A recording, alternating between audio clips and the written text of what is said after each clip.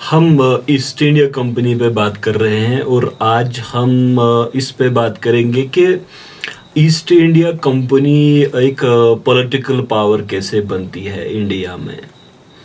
अब इसके लिए ज़रूरी है कि जो उस टाइम का जो उनका वो मर्केंटाइल बिजनेस रहा है, इसी तरह से जो मतलब उनका जो ट्रेड रहा है, जो यूरोपियन ट्रेड था, उसका स्ट्रक्चर और उसका पैटर्न, और फिर जो उस पीरियड में मतलब जो इंडस्ट्रियल कैपिटलिज्म की डेवलपमेंट होती है, तो इन चीज़ों पे नज़र होनी चाहिए। अब देखिए, ये जो इंडिया में ईस्ट इंडिया कंपनी का पॉलिटिकल पावर बनना, तो ये जो ट्रेड में चेंज लगातार आती गई, उनमें इस वजह से हम देखते हैं कि कंपनी एक पॉलिटिकल पावर की शक्ल में हमारे सामने आती है। हम पिछले हिस्से में हम इस पे बात कर चुके हैं कि ये जो मतलब ईस्ट इंडिया कंपनी ने कैसे मुख्तलिफ जगहों पे मुख्तलिफ प्लेसेस में इंडिया में टेरिटरी कैसे हासिल की, एक्वायर की।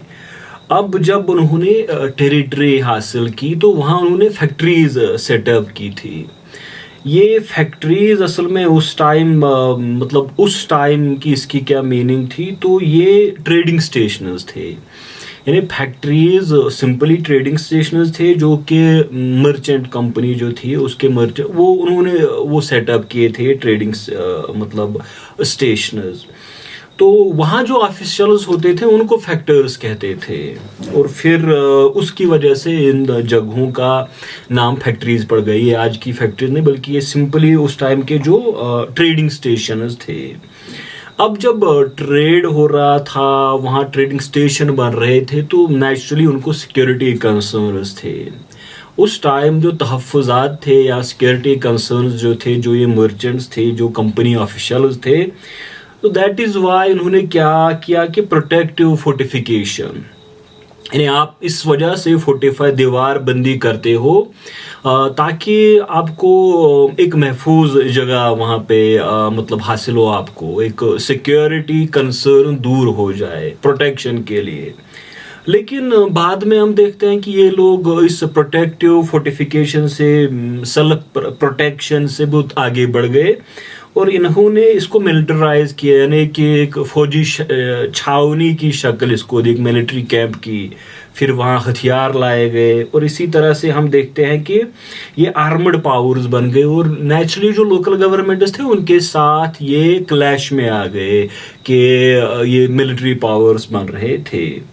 अब फोर्ट विलियम को देखिए, तो ऐसे मतलब जो इनिशियल फोर्टिफिकेशंस हुई। अच्छा, इसमें एक बड़ी बात जो है कि ये जब एक मिलिट्री पावर बन रहे थे, मतलब ये मिलिट्री हथियार हासिल कर रहे थे या फोर्टिफिकेशन कर रहे थे, मिलिट्री बना रहे थे, तो नेचुरली इनको एक एडवांटेज मिल गया। यानी जो लोकल, चाहे वो आर्टिसंस थे या रॉ मटेरियल प्रोड्यूस करने वाले थे, तो उनको वो मतलब कोएर्शन के जरिए, फोर्स के जरिए उनसे काम करवा सकते थे। तो ये एक मतलब फोर्टिफिकेशन और पॉलिटिकल पावर, इसके साथ क्या कनेक्शन है, इस पे मैंने बात की। अब देखिए कि मतलब उस टाइम जब कंपनी बनी थी, ये 31 दिसंबर 1600, यानी 31 दिसंबर 1600 में जब ये रॉयल चार्टर के जरिए कंपनी वजूद में आ गई थी। और मैंने मोनोपोली पे इस पे बात की, कैसे इसको मोनोपोली हासिल हुई थी। फिर मैंने ये कहा कि जो इंटरलोपर्स थे या इंट्रूडर्स थे जो लगातार इसकी मोनोपोली को चैलेंज कर रहे थे, तो हम देखते हैं कि उन्होंने बड़ा वहाँ पे एक प्रोपेगेंडा शुरू किया इस कंपनी पर। प्रोपेगेंडा भी क्या था कि सिर्फ इनको हक नहीं है यहाँ पे ट्रेड और मुनाफा कमाने का, प्रॉफिट हासिल करने का। सो वी सी की इन 1690 जो ब्रिटिश पार्लियामेंट था, उसने एक कमेटी बनाई जो इस इशू को रिजॉल्व करे। तो इस कमेटी ने मतलब एक जो आगे बात रखी कि बेहतरीन हल इसका है कि ये नई कंपनी बनाई जाए। तो ये नई कंपनी, ये तो stately hall of Skinner's company Doggett में था ये इनका हेडक्वार्टर, और लीडन हॉल स्ट्रीट ये ओल्ड कंपनी की मतलब उनका ऑफिस यहाँ पे था। तो ये डॉवगेट और लीडन हॉल ये दो राइवल कंपनीज के नाम बन गए थे, यानी दोनों अब ईस्ट के साथ ट्रेड करना चाहते थे। दोनों का मतलब यहाँ पे एक क्लैश होता है, फिर दोनों इन्फ्लुएंस करना चाहते थे ब्रिटिश पार्लियामेंट को, ब्रिटिश किंग को लोन देते थे, ब्राइब देते थे। तो एक बड़ा वहाँ पे एक तनाव का माहौल था, यानी हर कोई मतलब उनको लोन प्रोवाइड करता था, रिश्वत देता था। हम देखते हैं फिर मार्च 1708 में कंपनीज को कहा गया कि आप सबमिट सारे चार्टर्स करें, और जो अर्ल ऑफ गोडोल्फिन है उनका डिसीजन फाइनल होगा इसमें। तो 20 सितंबर 1708 में इसने कहा कि ओल्ड कंपनी अपने तमाम चार्टर्स मतलब सरेंडर करे और इसको हम नई कंपनी में मर्ज करेंगे। 1708 में एक मतलब दोनों कंपनीज, ओल्ड और न्यू कंपनी मर्ज हो गई और वो यूनाइटेड कंपनी बन गई थी। अच्छा, अब जब ये कंपनी ट्रेड कर रही थी तो पहले तो ये सेपरेट हुआ वेजेस, बाद में इन्होंने वो जॉइंट स्टॉक सिस्टम स्टार्ट किया जिस पे मैंने बात की।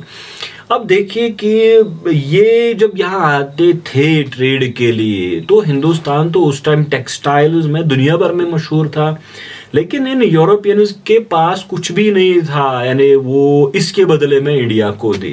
तो कोई वहाँ प्रोडक्शन ही नहीं होती थी, ये आज का मतलब वो फास्ट फूड की कोई इंडस्ट्री नहीं थी उनकी यहाँ, मतलब ये जो रेडीमेड गारमेंट्स वगैरह जिस तरह यूरोप टेक्नोलॉजिकल मतलब इक्विपमेंट्स आज बनाते हैं, तो तब तो इनके पास कुछ भी नहीं था। तो दैट इज वाई हम देखते हैं कि वो कैसे अपने ट्रेड को चला रहे थे। तो ये एक बुलियन जिसको हम कहते हैं, गोल्ड और सिल्वर, यानी वो हिंदुस्तान से यहाँ इससे चीजें लेते थे, उसके बदले वहां से बुलियन गोल्ड और सिल्वर लाया जाता था। तो उस टाइम में सिल्वर माइन साउथ अमेरिका में डिस्कवर हुई थी, जिससे यूरोप में किसी सेंचुरी में एक जो वहाँ गोल्ड और ये जो सिल्वर की शॉर्टेज थी वो खत्म हो गई थी। तो यही उन्होंने इंडिया की तरफ मतलब इसका रुख किया, हिंदुस्तान से चीजें ले और इसके बदले उनको सिल्वर दे। आप देखिए 1660 से 1669 तक उनको 60% मतलब गोल्ड और सिल्वर यहाँ एक्सपोर्ट होता था। इसी तरह से 1680 से 89 में जो हिंदुस्तान को उनका एक्सपोर्ट होता था, it was 87% was gold and silver. तो पूरा वो जो गोल्ड और सिल्वर वहां था हिंदुस्तान में आके उसको दफनाया जाता था यहाँ से चीजें हासिल करने के लिए। लेकिन बाद में ये इंडस्ट्रियल कैपिटलिज्म से चेंज हुआ। ये जो बुलियन लगातार वहां से ड्रेन हो रहा था, तो इस पे लगातार अटैक उन पे हो रहा था। अब इसकी कमी कैसे उन्होंने दूर की, तो उन्होंने इंट्रा एशियन ट्रेड हम कहते हैं। मिसाल के तौर पे वो सुपाइस आइलैंड से क्लोव, जापान से कॉपर, और इसी तरह से ये यानी एशिया की ही चीजें एशिया में जो प्रोड्यूस होती थी उनको एशिया के दूसरे मार्केट्स में पहुंचाते थे। सुपाइसेस थे इसमें, आप देखिए कि कॉपर हिंदुस्तान चाइना को, इसी तरह से Indian textile south east Asia को, फिर पर्शियन कारपेट्स इंडिया को बेचते थे। तो ये मतलब यहाँ ही प्रोडक्शन कर रहे थे, यानी जनरेट कर रहे थे रेवेन्यू। अच्छा, इसमें आप देखिए कि उनकी ये प्रॉब्लम सॉल्व होती है जब उनने बंगाल पे कब्जा किया, यानी वहां के रेवेन्यू पे कब्जा किया, और उसके बाद वहां का रेवेन्यू उन्होंने इसी तरह शिफ्ट किया, यानी हिंदुस्तान का ही रेवेन्यू, हिंदुस्तान के पैसे यहाँ की चीजें खरीदने में वो लगा दे। और इसमें हम देखते हैं स्पाइसेस, पेपर वगैरह था, और इंडियन टेक्सटाइल बड़े डोमिनेंट थी। और हम देखते हैं कि मतलब एक टाइम तो 73 बल्कि 1690 तो 83% जो टोटल यहाँ से वो लेते थे उसमें टेक्सटाइल्स थे वगैरह मसलिन, इसी तरह से चिंटस, रा सिल्क और साल्ट पेटर वगैरह वगैरह। यहाँ तक कि यानी इतना ज्यादा यहाँ से वो टेक्सटाइल्स एक्सपोर्ट होता था यूरोप की, वहाँ प्रोटेक्शनिस्ट पॉलिसी लगाई गई, यानी वहाँ इन्होंने टैरिफ इंक्रीज किया 1700 में, 1721 में, 1735 में तो पूरा आया है ना यहाँ की ये जो टेक्सटाइल यूज करने पे पूरा पाबंदी ही लगा दी। ये देखिए आप पूरा चेंज इसमें कब आता है, ये पूरा चेंज इसमें आता है जिसने कंपेल किया इनको टेरिटरी और हासिल करने के लिए, कंसोलिडेशन के लिए, तो ये इंडस्ट्रियल रेवोल्यूशन से आता है। अब 1750 के बाद यूरोप में इंग्लैंड में सबसे पहले इंडस्ट्रियल रेवोल्यूशन आया, तो प्रोडक्शन यानी machine made goods, finished goods वहां पे प्रोड्यूस होने लगे, और इसने वहां की इंग्लिश इकोनॉमी को भी और पैटर्न ऑफ ट्रेड पूरा बदल के रख दिया वहां से। हम देखते हैं कि पहले तो उन्होंने ये कहा कि इंपोर्ट को रिड्यूस करें, यानी इंपोर्ट कम हो, और अब क्योंकि हम खुद अपनी चीजें प्रोड्यूस कर रहे थे तो इनिशियली अपने मार्केट्स को उन्होंने फुलफिल किया अपने गुड्स से, उसके बाद नेबरिंग कंट्रीज में, लेकिन यूरोपियन कंट्रीज में भी इंडस्ट्रियल रेवोल्यूशन आ गया तो फिर पूरा फोकस इनका यानी हमारे जैसे ममालिक पे जो गरीब थे, लेस डेवलप्ड थे, इंडिया वगैरह के, तो यहाँ को उन्होंने मतलब अपने गुड्स शिफ्ट किए। अब यहाँ गुड शिफ्ट करना, उसके लिए फिर उन्होंने मैनिपुलेट किया जो कस्टम ड्यूटीज थी, यानी यहाँ पे जब आप पॉलिटिकल पावर बनोगे तो आप कस्टम ड्यूटीज को मैनिपुलेट करोगे, आप ये जो यहाँ इंपोर्ट चीजें होती है उन पे कम आप ड्यूटी लगाओगे, और जो यहाँ से मतलब कॉटन पीसेस जाते हैं, टेक्सटाइल जाते हैं, उन पे ज्यादा लगाओ ताकि उनका बाहर मार्केट ना रहे और यहाँ इजिली आपके गुड्स पहुंच जाए। तो ये कस्टम मैनिपुलेशन एक बड़ा हथियार उनके हाथ था, और इस वजह से हम देखते हैं कि वो एक पॉलिटिकल पावर बनती है। तो हम देखते हैं कि इंडिया को तो उन्होंने, जिसको हम डिइंडस्ट्रियलाइजेशन कहते हैं, इसे पीरियड में बर्बाद करके रख दिया। डिबेट अगर चले, लेकिन रियलिटी भी इस चीज में है कि उनके गुड्स यहाँ के मार्केट्स में बिल्कुल एक तूफान की तरह आ गए और हम compete नहीं कर पाए। अब देखिए ये यानी रेवेन्यू कंट्रोल करने के लिए, जैसे मैंने कहा कि बंगाल का रेवेन्यू यहाँ की चीजें खरीदने में लगा दिया। इसके लिए तो पॉलिटिकल पावर जरूरी बनना था कंपनी को। इसी तरह से जो इंडियंस थे उनको पे करने के लिए यहाँ की मनी इस्तेमाल करना, इसके लिए पॉलिटिकल पावर बनना था। तो हम देखते हैं कि रेवेन्यू, और चाहे वो मतलब उसकी मतलब फोर्सेबल कल्टीवेशन कुछ चीज़ों की या कलेक्शन की, इसके लिए पॉलिटिकल पावर बनना था। और इसी तरह से कस्टम ड्यूटीज़ को मैनिपुलेट करने के लिए उनको पॉलिटिकल पावर ज़रूरी बनना था, और इसी वजह से इंग्लिश कंपनी यानी फोर्टिफिकेशन के ज़रिए, फिर बंगाल पर रेवेन्यू कलेक्ट उस पर कब्जा करने के ज़रिए पॉलिटिकल पावर बनती है। इस पे डिबेट है कि या क्या ये यानी ये ब्रिटिश एम्पायर का जो यानी ईस्ट इंडिया कंपनी का इनिशियली यहाँ का टेरिटोरियल कॉन्क्वेस्ट, क्या ये डायरेक्टेड था ब्रिटिश पार्लियामेंट आप कहिए, या ये बिल्कुल यहाँ के ही लोगों ने यानी कंपनी के ऑफिशियल्स ने किया, तो इस पे भी डिबेट है। अब मैंने पिछले पार्ट में भी इस पे थोड़ा बहुत कहा था कि कैसे कंपनी प्रोवाइड करती थी लोन वहाँ के बादशाह को, वहाँ के पार्लियामेंट को, और वो इनको चार्टर देते थे। उस पे हमने फिर बॉम्बे पे बात की, कैसे वो डाउरी के जरिए हासिल कर दिया उन्होंने। इसी तरह से कॉर्नवालिस का चार्टर, और फिर जो स्टुअर्ट मोनार्की के वक्त उन्होंने, फिर हमने इस पे कहा कि 1770 में किस तरह से उनको वहाँ मतलब 44 lakh pound annually Indian exchequer से दिया गया, और इसी तरह से रेगुलेटिंग एक्ट 1773 के जरिए उनकी सॉवरेनिटी की क्लेम हिंदुस्तान पर भी पड़ी। लेकिन देखिए आप इसमें एक बात समझिए कि एक थे यहाँ पे पीजी मार्शल, उन्होंने ये कहा कि अप टू द पिट्स एक्ट जो कि 1784 में पास हुआ, कि ये कोई कॉन्शियस अटेम्प्ट नहीं थी या ब्रिटिश पॉलिसी ऑफ कॉन्क्वेस्ट, यानी ब्रिटिश पार्लियामेंट को, ब्रिटिश किंग को कोई दिलचस्पी नहीं थी 1784 तक, यानी बंगाल कॉन्क्वेस्ट करने के बाद when they had already started to wage wars against India, तो इस टाइम तक उनको कोई दिलचस्पी नहीं थी। वो यही कहते हैं कि the growth of territorial empire was neither planned nor directed from Britain, ये वहां से प्लानिंग ही नहीं हुई, ये तो इनिशिएटिव ऑफ कंपनी ऑफिशियल, यानी जो यहाँ कंपनी ऑफिशियल उन्होंने खुद इनिशिएटिव लिया।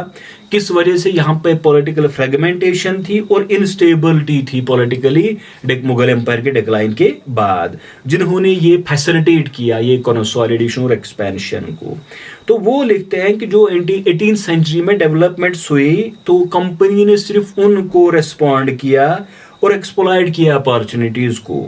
फिर वो लिखते हैं कि that these were developments in the periphery rather than the impetus from the Metropole, ये तो यहाँ के जो हालात बने कि कंपनी को एक रोल प्ले करना पड़ा पॉलिटिकल रोल का, ना कि कोई इंग्लैंड से इस तरह की कोई डायरेक्शन या प्लानिंग थी।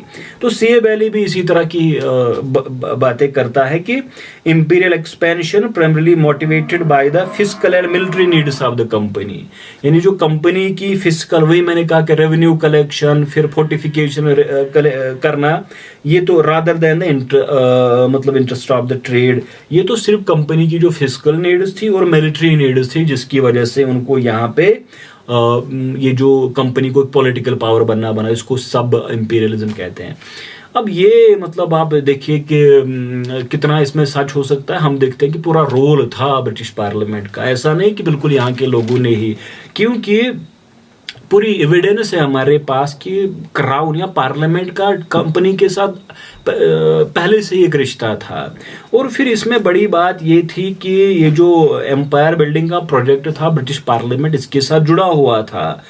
आप देखिए कि जो हमारे हिस्टोरियंस हैं वो तो यही कहते हैं कि from the very beginning East India Company trade was armed trade, यानी चार्ल्स सेकंड और जेम्स सेकंड जिन्होंने की एक aggressive organised commercial policy abroad इसकी बुनियाद डाली। तो फिर जो इंग्लैंड इस पीरियड में एक नेवल पावर बन के आ गया, फिर जो उसमें वो आर्मड नेवल शिप, जो बड़े बड़े वो गन रखे गए, उस पर पूरा एक आर्मड ट्रेड बना के दिया गया। तो आप इसको ये नहीं कह सकते कि ये बिल्कुल वहाँ का इनिशिएटिव नहीं था।